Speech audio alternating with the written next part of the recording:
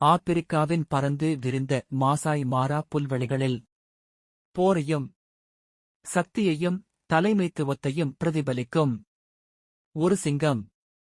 அவரது பெயர்தான் ஸ்கார்ஃபேஸ். ஸ்கார்ஃபேஸின் பிறப்பு மற்றும் அடையாளம். 2007ஆம் ஆண்டில் பிறந்த ஸ்கார்ஃபேஸ். அவரது வலது கண்ணின் மீது இருந்த ஆழமான வடு காரணமாக உடனடியாக அடையாளம் காணப்பட்டார். ஒரு போரில் பெற்ற இந்த காயம் அவரை ஸ்கார்ஃபேஸ் என அழைக்க வழிவகுத்தது. இந்த வடு அவருடைய சக்தி, துணிச்சல் மற்றும் ஆதிக்கத்தின் சின்னமாக மாறியது. மார்ஷ் பெருமையின் தலைவராக ஸ்கார்ஃபேஸ் அவரது சகோதரர்களுடன் கூடி பரந்த பிரதேசங்களை கட்டுப்படுத்தினார். அவர்கள் இணைந்து ஆட்சி புரிந்து மரணத்தை தாண்டி போராடினர். ஆனால் ஸ்கார்ஃபேஸ் மட்டும் தனித்துவம் கொண்டவர். அறிக்கைகளின்படி ஸ்கார்ஃபேஸ் சுமார் 400க்கும் மேற்பட்ட ஹைனாக்களை தாக்கி வீழ்த்தினார் மற்றும் 130 ஆண் சிங்கங்களை தோற்கடித்தார்.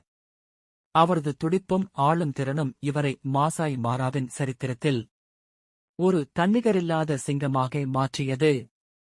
அவரது நீண்ட ஆட்சி மற்றும் இறுதி பயணம். பல ஆண் சிங்கங்கள் சில ஆண்டுகளிலேயே இளைய சவால்களால் வெளியேற்றப்படுகிறார்கள்.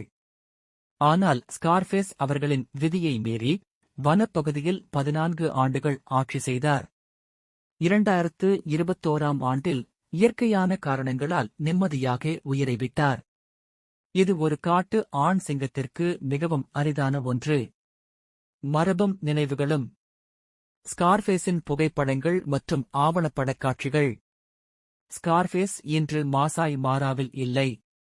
ஆனால் அவரின் கதைகள், புகைப்படங்கள் மற்றும் ஆவணப்படங்களில் வாழ்கின்றன. அவர் ஒரு சிங்கம் மட்டுமல்ல, மன்னர்களின் ராஜா. ஸ்கார்ஃபேஸ் தனது பெயரை வரலாற்றில் நிரந்தரமாக பதித்தார்.